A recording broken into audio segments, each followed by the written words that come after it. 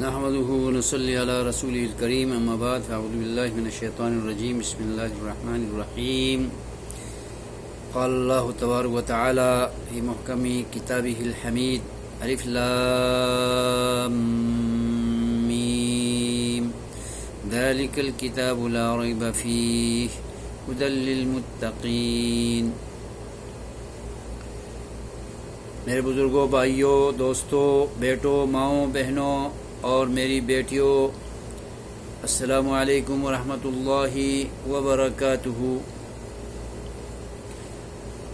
ہمیشہ کی طرح آج بھی یوٹیوب کے توسط سے اجالا چاندنی امید کے اسٹیج اور پلیٹ فارم سے میں آپ سے مخاطب ہو کر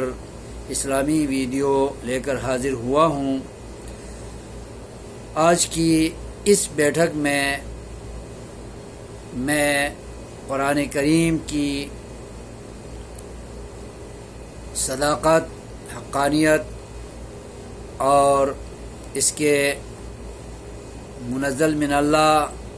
ہونے میں کوئی شبہ، شک کی گنجائش نہ ہونے کے سلسلے میں کچھ گزارشات پیش کرتا ہوں۔ اس سے قبل ایک ویڈیو میں نے تورات، انجیل، زبور اور قرآن کے تقابل میں تحریف سے گزرنے کے حوالے سے قرآن کریم کی صداقت اور غیر محرف کلام اللہ ہونے اور اس کی حفاظت قیامت تک جاری رہنے کے سلسلے میں ایک ویڈیو کر چکا ہوں۔ اس ویڈیو سے آپ لوگ مستفید ہو سکتے ہیں، اور اس ویڈیو میں مزید میں چند گزارشات پیش کرنا چاہتا ہوں۔ ان دونوں ویڈیوز کو ایک دوسرے سے مربوط کرنے کی صورت میں قرآن کی صداقت اور گزشتہ کتابوں کے محرف ہونے کو واضح طور پر آپ حضرات و خواتین سمجھ سکتے ہیں۔ میرے بزرگوں، بھائیوں، دوستوں، ماؤں، بہنوں اور بیٹیوں، اللہ تبارک و تعالی نے قرآن کریم کی صداقت اور منزل من اللہ ہونے میں کوئی شبہ اور شک نہ ہونے کو بیان کرتے ہوئے ارشاد فرمایا ہے کہ الف لام میم ذالک الکتاب، یہ وہ کتاب ہے، یہ وہ عظیم دستور حیات ہے، یہ وہ رفیع الشان نظام زندگی کا مرقع اور مجموعہ ہے، لا ریب فیہ، جس کے منزل من اللہ ہونے میں بھی کوئی شک نہیں، اور محمد عربی صلی اللہ علیہ وسلم پر نازل ہونے میں بھی کوئی شک نہیں، اور اس کے مضامین میں بھی، اس کے احکام و مسائل میں بھی، اور اس کے اوامر و نواہی میں بھی، اس کے عقائد و اصولوں میں بھی، اس کے مسائل و احکام میں بھی کوئی شک و شبہ کی گنجائش نہیں ہے۔ اور اسی وجہ سے ہدی للمتقین، یہ اپنی دعوت میں پوری انسانیت کے لیے داعی اور ہادی ہے، ہدی للناس ہے، قیامت کی صبح تک آنے والے انسانوں کی ہدایت، رہنمائی، رہبری اور اخلاقی، دینی، شرعی تربیت اور تعلیم کے لیے یہ کافی، شافی، وافی اور منظم، مرتب کتاب عزیز ہے، کتاب حمید ہے، کتاب کریم ہے، سب خوبیاں اس کے اندر موجود ہیں۔ لیکن یہ نصیب کی بات ہے کہ اس کی دعوت کو سب لوگ قبول نہیں کرتے ان کی شقاوت ہے، ان کی بدبختی ہے، جو اس آخری ختم المرسلین پر اترنے والی آخری کتاب پر ایمان اگر نہ لائیں تو فَبِأَيِّ حَدِيثٍ بَعْدَهُ يُؤْمِنُونَ،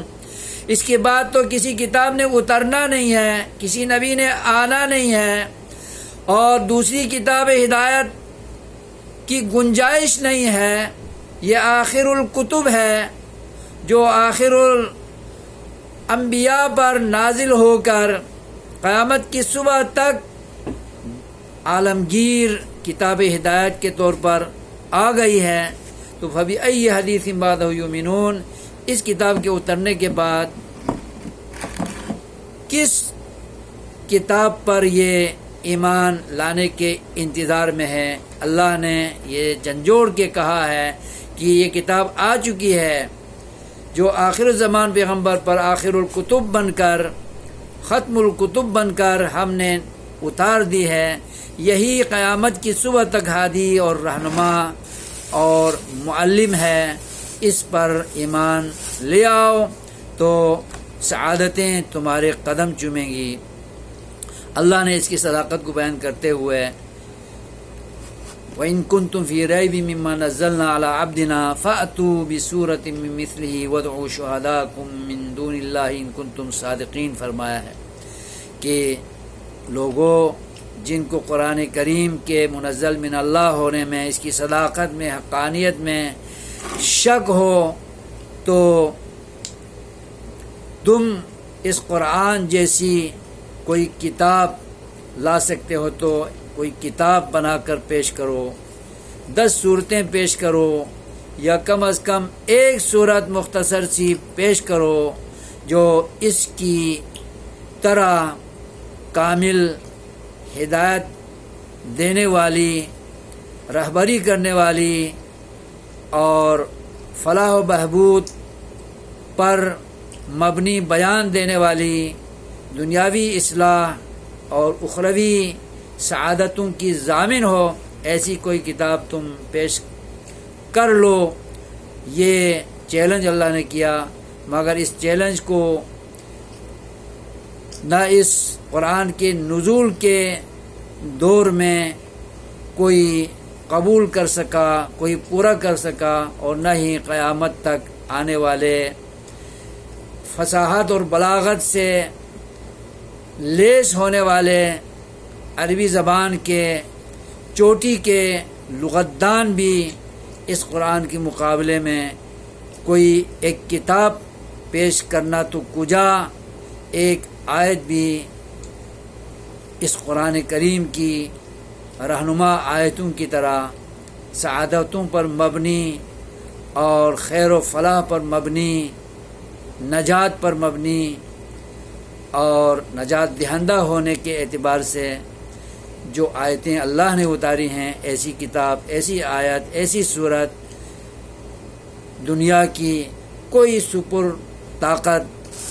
پیش نہیں کر سکتی۔ دوسری طرف سے اس قرآن کریم کے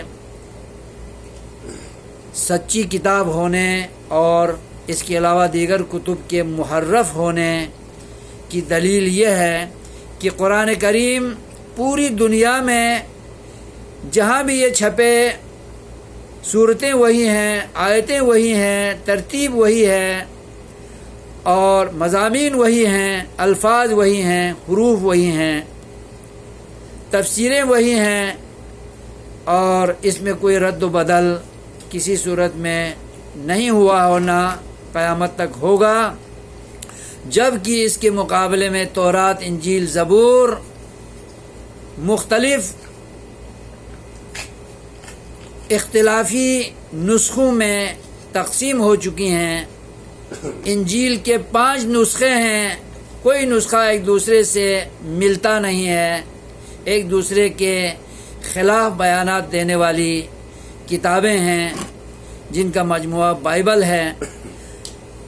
تو تاریخ نے یہ ثابت کیا ہے کہ انجیل کی آیتوں کو، صورتوں کو، بیانات کو 5 اناجیل کے اندر لوگوں نے پیش کیا ہے، انجیل برنابا، انجیل مرقس، انجیل لوقا، انجیل متی۔ یہ 5 اناجیل ہیں، کوئی انجیل دوسری انجیل سے ملتی جلتی بھی نہیں ہے، اور ہر انجیل دوسری انجیل کی مخالفت میں، عکس میں، الٹ بیان پیش کرنے والی ہے،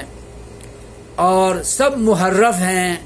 سب کو اللہ تعالیٰ کی اتاری ہوئی تورات انجیل کے مضامین کے خلاف انہوں نے اپنے مقاصد کے تحت ترتیب دیا ہے، تدوین کیا ہے، اور ہدایت دینے کے بجائے یہ گمراہ کن نسخے ثابت ہو رہے ہیں۔ ان میں سے ایک انجیل برنابا کے اندر کچھ حقائق، قرآنی حقائق کے مطابق حقائق ملتے تھے، خاص طور پر حضرت عیسیٰ علیہ السلام کے عبداللہ ہونے کو 4 اناجیل نے تو تحریف کے ذریعے چھپایا ہے۔ انجیل برنابا کے اندر یہ حقیقت موجود ہے، لیکن افسوس کہ اس انجیل کو صفحہ ہستی سے یہودیوں نے کیا ہو یا عیسائیوں نے کیا ہو یا دونوں نے کیا ہو، قرآن کریم کے عیسیٰ عبداللہ ہونے کے عقیدے کو ثابت نہ ہونے دینے کے لیے اور اس پر پردہ ڈالنے کے لیے عالمی سازش کے طور پر انہوں نے تقریباً آج سے 200 سال پہلے اس انجیل کو منظر عام سے غائب کر دیا ہے۔ انتہائی افسوس کی بات ہے کہ انجیلوں میں جو حقیقت پر مبنی، صداقت پر مبنی جو ایک بیان نظر آ رہا تھا، وہ بھی ان یہود و نصارہ سے ہضم نہیں ہوا، اور کفر نواز طاقتوں سے ہضم نہیں ہوا۔ پھر بھی قرآن کریم کسی تحریف کا شکار نہیں، کسی تبدیلی کا شکار نہیں۔ قرآن آج بھی پکار کے کہہ رہا ہے کہ حضرت عیسیٰ کے بارے میں قال انی عبداللہ آتانی الکتاب وجعلنی نبیا، پیدا ہوتے ہی گفتگو کی طاقت حضرت عیسیٰ کو اللہ نے عطا کی اور بول اٹھے۔ شیرخوار بچہ، ایک دن کا بچہ گفتگو کر رہا ہے، اور اللہ تبارک و تعالی کی کتاب انجیل کی اور اپنے عبداللہ ہونے کی تائید و نصرت میں وہ بیان دے رہے ہیں، قال انی عبداللہ، میں اللہ کا بیٹا نہیں، میں اللہ کا بندہ ہوں، آتانی الکتاب، مجھے کتاب انجیل اللہ تعالیٰ نے عطا کی ہے، وجعلنی نبیا، اور مجھے پنگوڑے میں ہونے کے باوجود پیدائش کے اول روز سے ہی نبوت کی خوشخبری دی ہے، اور دیگر حقائق کو بھی جن کی قرآن تائید کرتا ہے، اور وہ معلومات جو غیر محرف انجیل کے اندر موجود تھیں ان کو بھی قرآن نے بیان کیا ہے۔ لیکن افسوس ہے کہ اسلام دشمن عناصر، اسلام کے خلاف مشن چلانے والے یہود و نصارہ اور دیگر مشن والی مشینریاں قرآن اور اسلام کے خلاف برسر پیکار ہیں اور مقابلے میں کھڑے ہیں، لیکن قرآن کریم کا ایک بال بھی یہ بیگا نہ کر سکے ہیں، نہ کر سکیں گے، نہ ایک حرف میں تبدیلی کر سکے ہیں، نہ کر سکیں گے، اور انجیل کے پارا پارا ہو گئے، ٹکڑے ٹکڑے ہو گئے، تورات اور انجیل کے صفحات مسخ ہو گئے، اللہ کی تعلیمات تو مٹ گئیں، لیکن جو ان کے رہبان اور احبار اور مولویوں نے، ان کے مذہبی اسکالروں نے، مذہبی علماء نے جو اپنی طرف سے